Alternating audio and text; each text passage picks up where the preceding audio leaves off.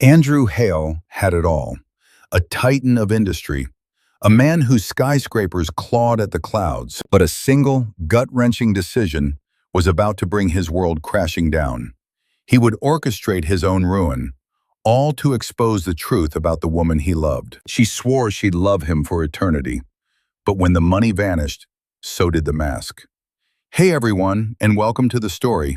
Before we get into it, smash that like button and subscribe.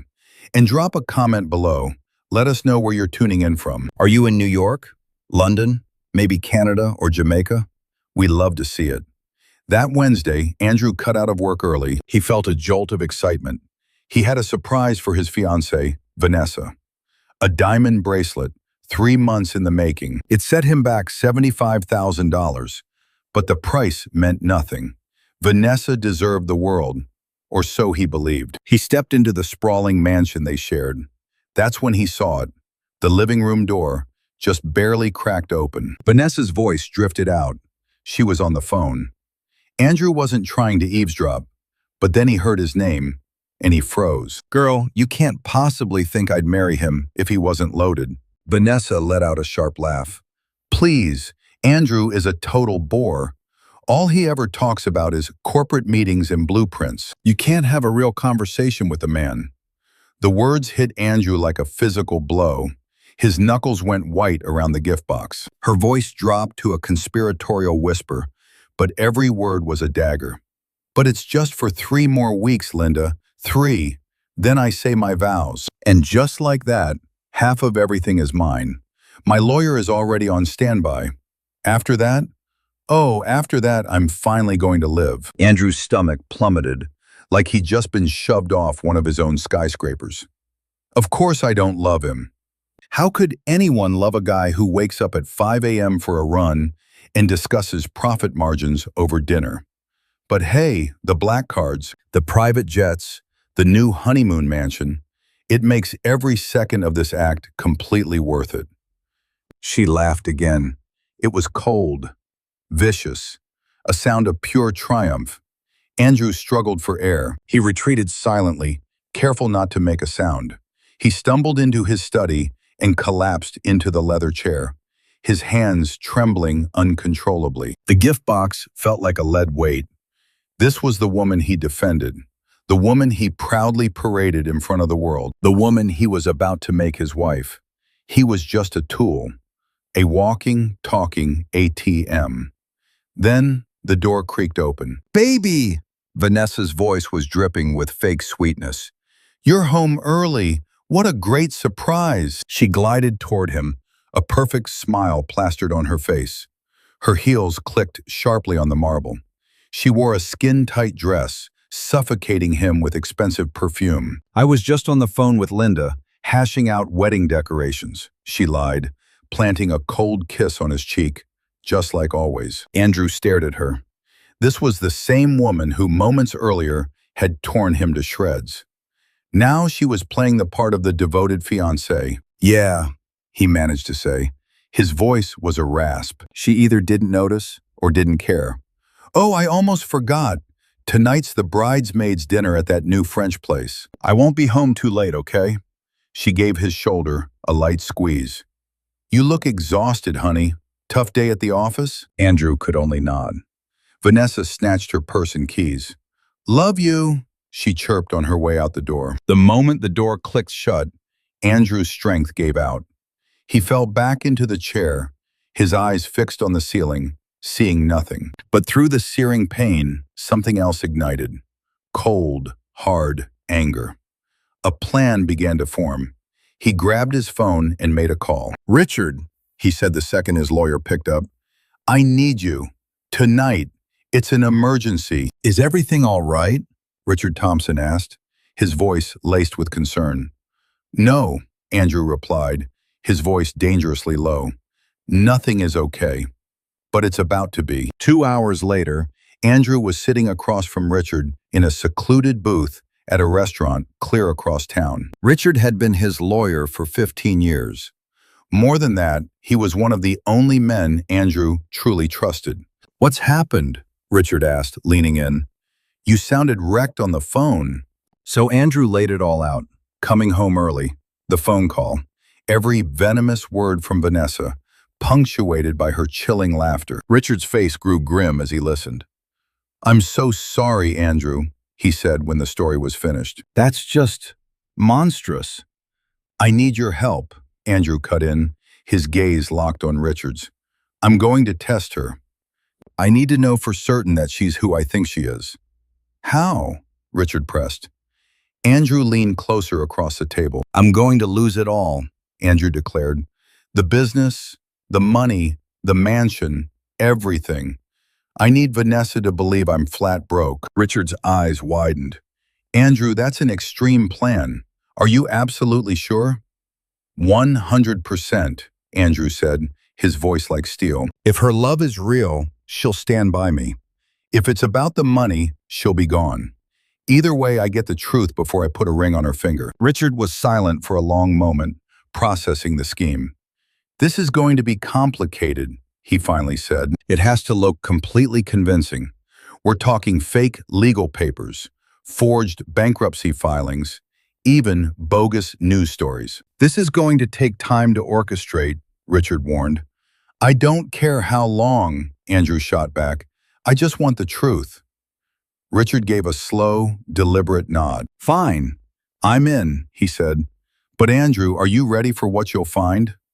An image of Vanessa's laugh flashed in Andrew's mind, that cold, triumphant laugh. "Yeah," he said, his voice hard. "I'm ready."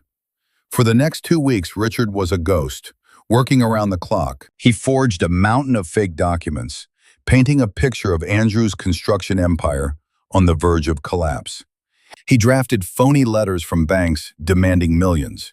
He even called in favors from reporter friends, planting the seeds of the story. Andrew watched it all unfold.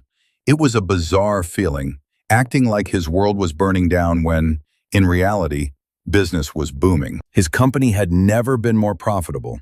His bank accounts were overflowing. Every one of his properties was secure. But only Richard and a handful of sworn-to-secrecy lawyers knew the truth. At home, Andrew played the part of the happy fiancé. He smiled for Vanessa. He discussed wedding plans. He acted like their life was perfect. But a knot of ice sat in his stomach. Every time she kissed him, every time she called him honey, all he could hear was her voice on that phone call. Through it all, Maria moved through the mansion like a silent, steady presence. She kept the rooms spotless, cooked every meal, and ran the household just as she always had. One morning, Andrew found her dusting in the library. He looked wrecked. Dark circles shadowed his eyes, a testament to sleepless nights. "Good morning, Mr. Hale," Maria said softly. "Can I get you some coffee?" "Yes, please," Andrew sighed, sinking into his favorite armchair. Maria returned from the kitchen minutes later, a steaming cup in her hand. It was perfect. A splash of milk, no sugar, exactly how he liked it. "Thank you, Maria," Andrew said, his voice rough as he took the cup. Maria saw a deep sadness in his eyes, but she would never dream of asking why. It wasn't her place. Instead, she offered a small, kind smile and returned to her work. Andrew watched her leave.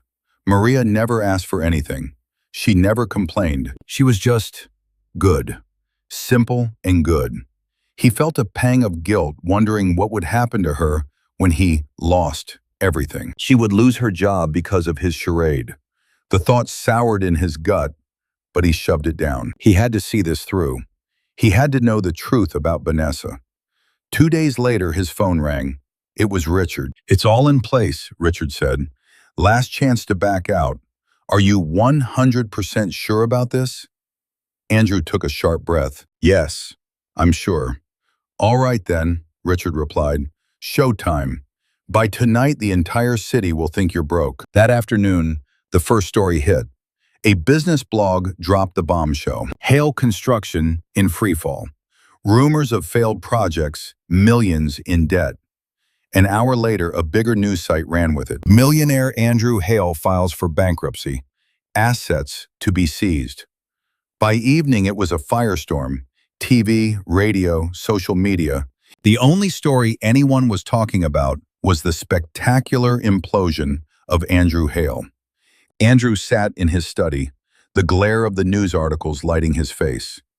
It was all a lie, but seeing his name next to words like failure and loss still felt like a punch. Then his phone started to explode. Business partners, supposed friends, employees, they all wanted to know one thing. Was it true? To a select few, Andrew confirmed the lie. Yes, he'd say, his voice heavy with fake despair. It's true. I've lost everything. Some offered sympathy. A few offered help. But many, people he'd considered friends, just went silent. Andrew learned a hard lesson that day. When you're on top, everyone wants a piece of you. But when you fall, they vanish like ghosts. Around 7 that evening, the front door flew open. Vanessa stormed in. Her face was a mask of fury. "Andrew," she screamed, "what is going on? My phone is blowing up. Everyone is talking about you going bankrupt. Tell me this is some kind of sick joke." Andrew rose from his chair, his movements calm and deliberate. He'd rehearsed this moment 100 times. "It's true, Vanessa," he said, his voice flat. "The company's gone. I've lost it all." Vanessa's jaw dropped. She just stared, her eyes wide with disbelief, as if he'd spoken in a foreign language. "What do you mean you lost everything?" she demanded, her voice climbing into a shriek. "How is that even possible? You're Andrew Hale. You're one of the richest men in the city." "I made some bad investments," Andrew said, maintaining his icy calm. "Some huge projects went under. The banks are calling in the loans.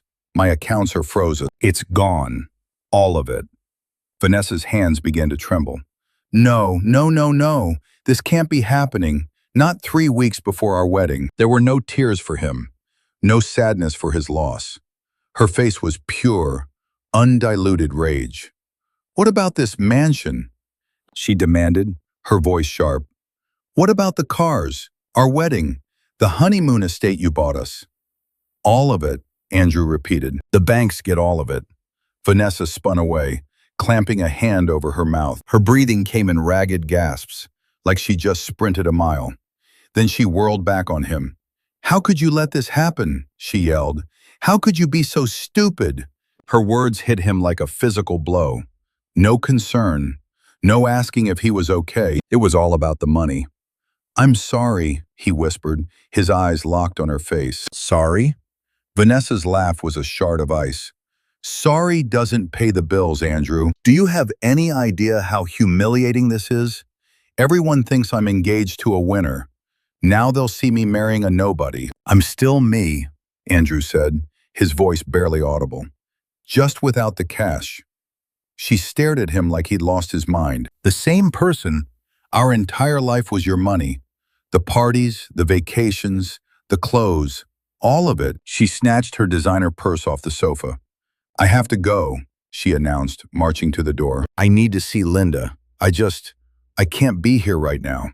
And with that, she was gone. Silence crashed down on Andrew in the massive, empty mansion. The woman he loved had just abandoned him without a second thought. A soft sound made him turn. It was Maria, the housekeeper. She must have heard every single word from the kitchen. "Mr. Pale," she said softly, "I've made dinner. Are you hungry?"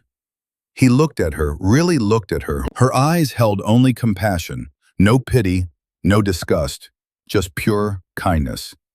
"Thank you, Maria," he choked out, "but I don't think I can eat." Maria just nodded. "I'll leave a plate for you, just in case." As she walked away, a cold, hard truth hit him. He had just lost everything, and the only person to show him any humanity wasn't his fiancée. It was his maid. Morning came. The house felt dead. Vanessa never came back. No call, not even a text. He dragged himself downstairs. Maria was already there, moving quietly through the kitchen. "Good morning, Mr. Hale," she greeted him with that same gentle smile. "I made your favorite, scrambled eggs with toast." "Thank you," he mumbled, slumping into a chair. As he pushed the food around his plate, he felt her worried gaze on him. "Mr. Hale," she began, her voice hesitant. "Forgive me for asking, but are you going to be all right?" He met her eyes. There was nothing but genuine concern there. No judgment. I honestly don't know, he admitted. It's a complete mess. Maria nodded in understanding. She poured him a glass of juice. I know this isn't my business, she said quietly, but 3 years ago my father lost his factory job. We had nothing, but we had each other. We pulled together. We survived. Because that is what a family does. A lump formed in Andrew's throat. Maria, who had so little, was teaching him what was truly important. Your father, Andrew asked, is he okay? He found a new job, she said. It didn't pay nearly as much, but we made do. My mother always says, hard times reveal true hearts. His phone buzzed, shattering the moment. Vanessa, he answered. Hello? Andrew, we need to talk, she said, her voice sharp and clinical. Café Laurent, 1 hour. Okay, he replied. I'll be there. He hung up. Maria was already clearing his plate. I have to go, he told her. Of course, Mr. Hale, she replied. I will be here when you return. Café Laurent was the kind of place they used to go, chic and overpriced. He walked in exactly on time. She was already there, hiding behind huge sunglasses at a table in the back. He sat down. Thanks for meeting me, she said, but her tone was hollow. What's this about? He asked, getting straight to the point. Vanessa slowly slid her sunglasses off. Her eyes were like chips of stone. I've done a lot of thinking, she declared, and I've made up my mind. I'm calling off the wedding. The words sucked the air from his lungs. Calling it off? Or postponing? Until you're back on your feet, she clarified, examining her manicure. Until you fix the disaster you've made of your life. Vanessa, I thought you loved me, he pleaded. For better or for worse, remember? For a split second, her mask of composure slipped, revealing something truly ugly underneath. Love? She scoffed. Get real, Andrew. A wedding costs a fortune. Our honeymoon was supposed to be in Bali. How do we pay for that? Where would we even live? In the street? We could get a small place, he offered desperately. Just us. We don't need all the fancy stuff. We just need each other. She looked at him as if he were an alien. A small place, she repeated with disgust. Andrew, I am not going to live like some broke common person. I have an image to protect. So that's it, he said, a new strength in his voice. It's about your image. It was never about us. Her face flushed with anger. Don't you dare turn this on me. You're the one who failed. You're the one who destroyed everything. Model. The other diners started staring. Vanessa saw the looks and dropped her voice to a hiss. Look, she whispered, struggling for composure. I'm not dumping you. I'm saying we pump the brakes. Once you make your money back, we can talk about a wedding. Andrew leaned away from her, a bitter smirk on his face. And what if I don't? What if I'm broke for good? A long, cold silence stretched between them. Finally, she grabbed her purse. Then I guess we have nothing to talk about, she said, her voice like ice. She was already on her feet when Andrew's voice stopped her. Before you walk out, he said, answer one question for me. Honestly, do you love me, Vanessa? The actual man sitting here, or just the things my wallet can buy you? For a split second, he saw a flicker of something real in her eyes. But then it was gone. She just shook her head. That's a ridiculous question, she scoffed. You can't just separate a man from his lifestyle. Your success is who you are, Andrew. Your money, your influence, that's you. Take all that away, and what's left? Just another guy. With that, she turned and stormed out of his life. Andrew just sat there, the silence screaming at him from her empty chair. He finally had his answer. Vanessa had just told him everything. She didn't love him. She loved his bank account. The truth felt like a punch to the gut, but at least he wasn't blind anymore. When Andrew got back to his empty mansion, Maria was in the living room, dusting. Maria, he said, his voice heavy. She spun around. Yes, Mr. Hale? He sank onto the couch. I have to tell you something. With my finances, I can't pay you anymore. I am so sorry, but I have to let you go. All the color drained from Maria's face. He could see tears welling up in her eyes. This job was her lifeline. Her sick mother was counting on her. "I understand," she whispered, quickly wiping a tear away. "When do I need to be out?" "Finish the week," Andrew told her, "and I'll give you the full month's pay, even though I know I shouldn't." Maria shook her head instantly. "No, Mr. Hale, please don't. You need every penny right now, much more than I do." Andrew was stunned. This woman was facing a crisis. Her family depended on her, and her first thought was for him. "Maria, your mother needs you," he insisted. "I'll find something else," she said, her voice trembling but firm. "Please don't worry about me. I'm worried about you. Who is going to cook for you? Who will keep the house in order?" A warmth bloomed in his chest, chasing away some of the cold. The maid he just fired was the only person worried about his well-being. "I'll manage," he said gently. She just nodded, unconvinced. Then she turned and went right back to dusting, a job she no longer had. In the days that followed, the world began to show its true colors. Vanessa vanished. She stopped visiting. She ignored his calls. The few times she picked up, she had an excuse to hang up in seconds. The invitations from his wealthy friends dried up overnight.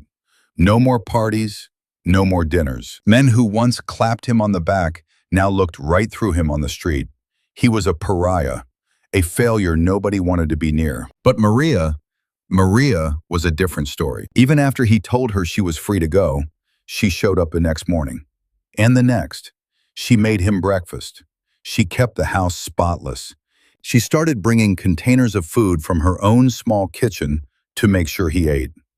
"Maria, you can't do this," he told her one morning. "I can't pay you a dime." "This isn't about money," Maria replied softly. "This is about decency. You were always good to me, Mr. Hale. Now it's my turn to be good to you."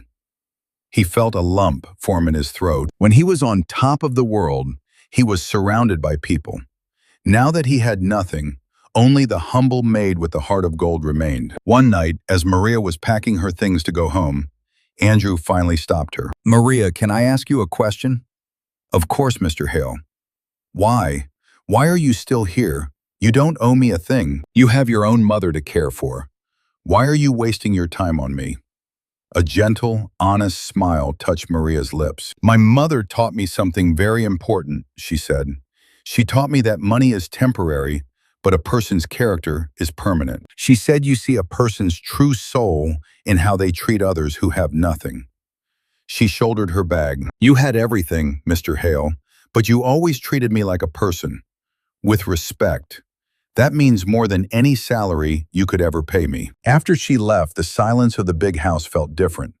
He sat there, turning her words over in his mind. He had set a trap for Vanessa and found out she was a gold digger. But in the process, he'd accidentally discovered Maria, a woman who saw his worth as a human being. The world had moved on, but for Andrew, the painful lesson was just beginning. In all that time, Vanessa bothered to show up only twice. Each visit was for less than 30 minutes. She was always so busy with friends or had urgent places to be. The second time, she stood by the door, like she couldn't wait to escape. "Andrew," she started, hovering by the door as if she was about to bolt. "I don't think this is working. Maybe we need a break." "A break?" Andrew echoed, the word tasting like ash. "You want space while I try to rebuild my entire life?" "Vanessa, our wedding is in 2 weeks." "Our wedding was in 2 weeks," she shot back. "Everything is different now." "You're the one who's different," he said, his voice low. "I'm the same man you promised to marry." Vanessa flinched. "Look, this isn't goodbye forever. It's just until you get back on your feet." "Until I'm rich again," he clarified, stepping toward her. "But what if that never happens?" "Don't even say that," she snapped, retreating. "You're brilliant. You'll bounce back. You always do." "But what if I don't?" Andrew pushed, closing the distance between them. "Will you still be here then?" Her silence was the only answer he needed. "I thought so," he whispered. Vanessa clutched her purse. "I have to go. I'm late for lunch." The moment the door clicked shut, the sadness vanished. All Andrew felt was relief. He was free from the lies, free from the pretense. Now he knew exactly where he stood.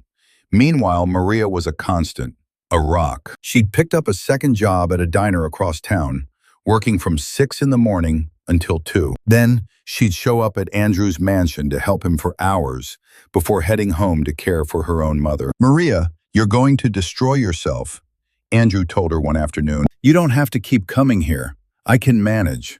She just kept folding his laundry. "Mr. Hale, my mother taught me you never leave someone to face their troubles alone." "But you have your own life," Andrew argued. "Your sick mother. 2 jobs. 3, actually," she corrected him with a faint smile. Andrew's jaw dropped. 3? "I clean office buildings at night, 3 times a week," she explained calmly. "It's fine. I'm young. I have the energy." A wave of shame washed over him. Maria was working herself to the bone for him, a man who couldn't pay her a single dime. "Why?" he asked, his voice thick with emotion. "Why are you doing all of this?" Maria finally stopped her work and met his gaze. "Because 2 years ago, when my father passed away, we couldn't even afford a proper burial." Andrew nodded, the memory returning. She had asked for an advance on her salary, and he'd given it to her without a second thought. "You gave us more than money," Maria said, her voice trembling. "You came to the service. You sat with my mother. You told her my father was a good man who had raised a strong daughter. Do you remember saying that?" He did. It felt so small at the time, just a few words of comfort. "You didn't have to be there," Maria whispered, tears welling in her eyes. "You were a powerful man. We were just your staff, but you treated us with respect." She wiped a tear away. "You made us feel seen. So how could I abandon you now when you need someone? I couldn't live with myself." Andrew felt the sting of tears in his own eyes. He never realized that one small act of decency had meant the entire world to her. "Thank you, Maria," he choked out. "Thank you." She offered a genuine, warm smile. "Any time, Mr. Hale." Later that night, his phone buzzed with an unfamiliar number. "Is this Andrew Hale?" a woman's voice asked. "Speaking. My name is Linda Morrison. I'm a friend of Vanessa's." His stomach dropped. Linda. He recognized the name from Vanessa's phone calls on that horrible day. "What is this about?" he asked, his guard up. I have to tell you something about Vanessa," Linda stammered. "The guilt has been eating me alive." "I'm listening," Andrew said, sinking into a chair. "She's seeing someone else," Linda blurted out. "A wealthy banker named David Richardson." The news didn't shock him, but hearing it out loud was a knife to the gut. "She's been with him for the last 2 weeks, Linda confessed. "She told him she was single. She said she broke it off with you when you lost everything." "Why are you telling me this?" Andrew asked, his voice hollow. "Because what she did was wrong," Linda sighed. "I heard what she said about you on the phone, the horrible things she called you. I thought it was just trash talk, but then I saw how she dropped you the second your money was gone. She didn't even try to support you. She just dumped me for a richer guy." Andrew finished for her. "Yes," Linda said softly. "I'm so sorry. You're a good person, Andrew. You deserve so much better." "Thank you for your honesty," he said numbly. After the call, he sat in the darkness for what felt like hours. So she hadn't just paused their life, she had already moved on. She was probably planning a wedding with this David character right now. Every promise she ever made was a lie. Every touch, every kiss, every "I love you" was a performance. Andrew picked up his phone and dialed. "Richard, it's me. I need your help." "How much longer are we dragging this out?" Andrew demanded. "Did you get what you needed?" "Did you?" Richard shot back. "Yes," Andrew confirmed. "I have every answer I need." "Then it's your call," Richard said. "We can end it now. Just give the word." Andrew paused, a cold fire in his eyes. "Not yet. There's one last thing I need to do." A wave of panic crossed her face. "Mr. Hale, is everything all right? Are they selling the mansion?" Andrew's heart ached with the lie. "The bank is taking it. We have until next week." Her face. "I'm dealing with it," Andrew lied. "But I needed to ask you. When I move into that small apartment across town, will you still come see me? Not for work, he clarified. Just to talk. I don't really have anyone else. Tears welled up in Maria's eyes. Of course, Mr. Hale. Of course, I will. You will never be alone, she choked out. I promise you. A genuine warmth spread through his chest. This was real. This was loyalty. This was love. Not the cheap love he'd known, but true human compassion. Thank you, Maria, he whispered. You have no idea what that means to me. 2 days later, his phone rang. It was Vanessa. We need to meet, she stated. Her voice was different, colder, harder. Fine, Andrew said. Where? The same cafe. Tomorrow, 3 o'clock. I'll be there, he promised, then immediately dialed Richard. It's time, Andrew said, his voice grim. After more than ready, Andrew seethed.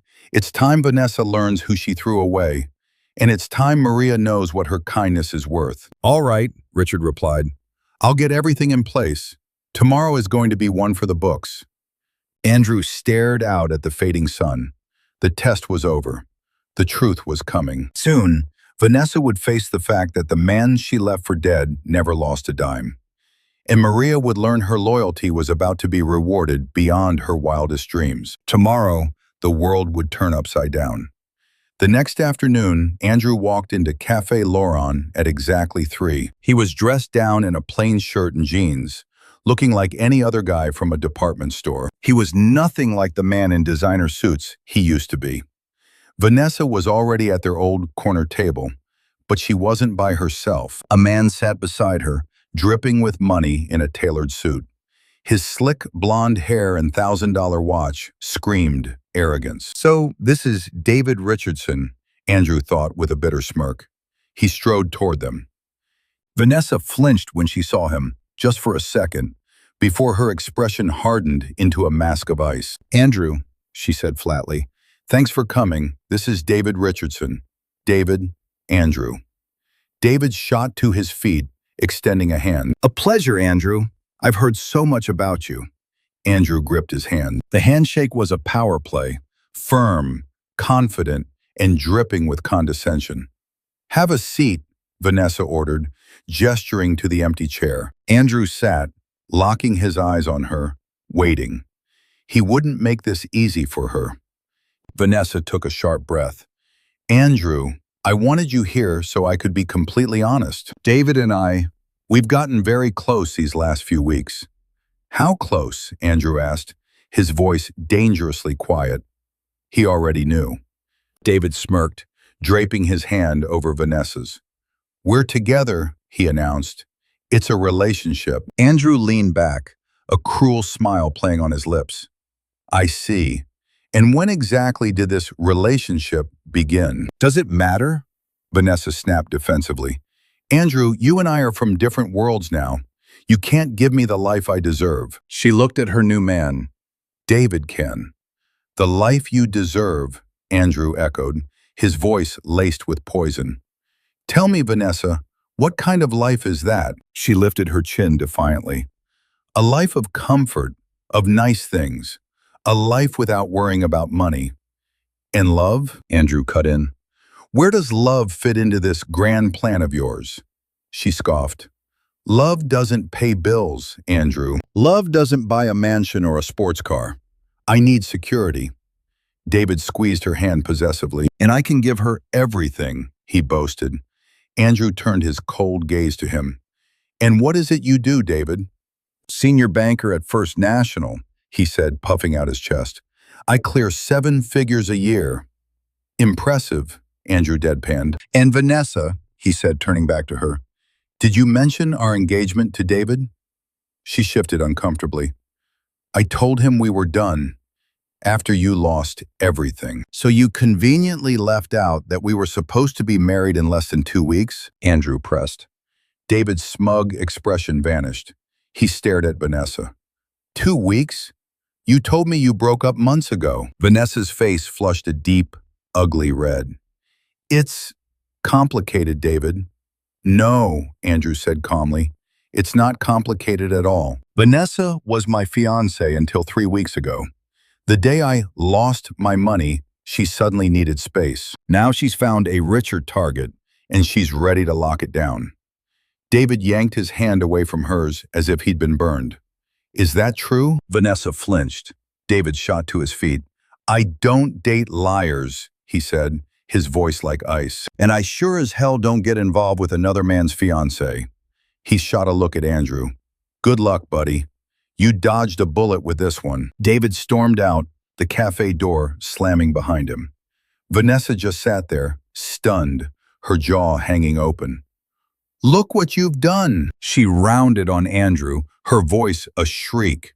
You ruined everything. Me? Andrew asked, his tone dangerously calm. I ruined it? You're the one who played him, Vanessa. You were engaged to me and sneaking around with him. Tears of rage welled in her eyes. She spat the words. This is all your fault. If you weren't broke, this never would have happened. Andrew just nodded. You're right. If I still had my money, we'd be married.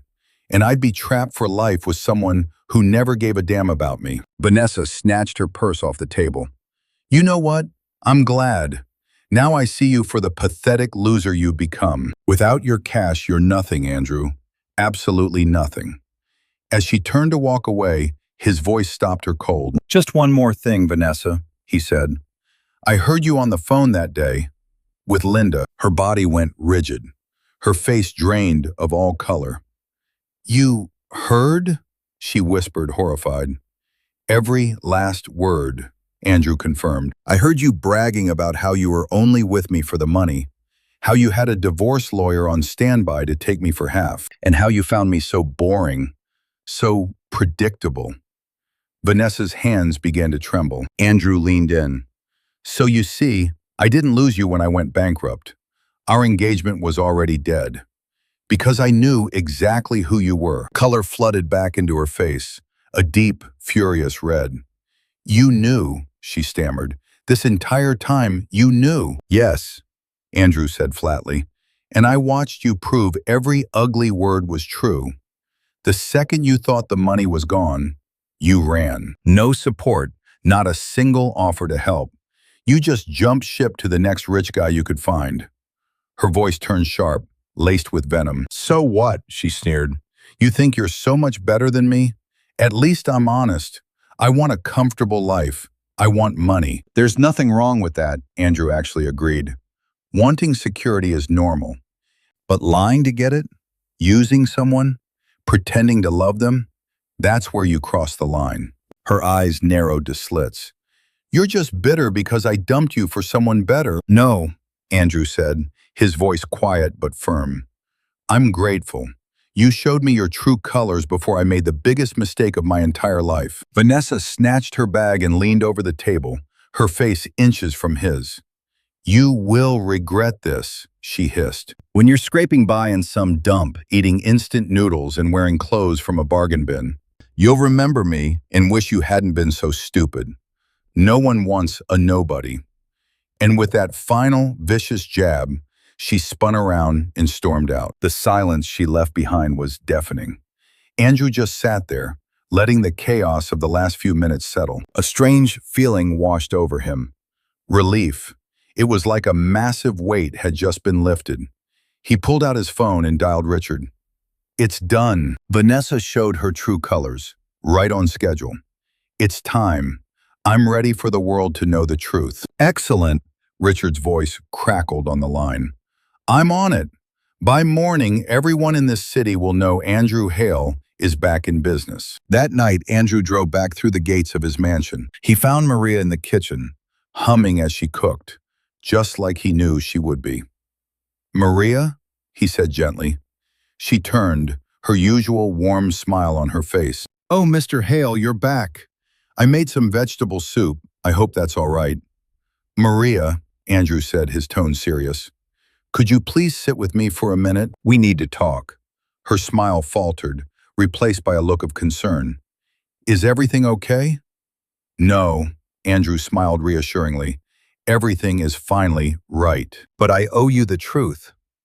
Maria cautiously sat down at the kitchen table, folding her hands neatly in her lap. Andrew took the seat opposite her.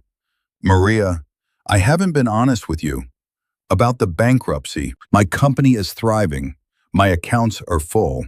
We're not selling this house. It was all a test. Maria just stared, her mind reeling as she tried to process his words.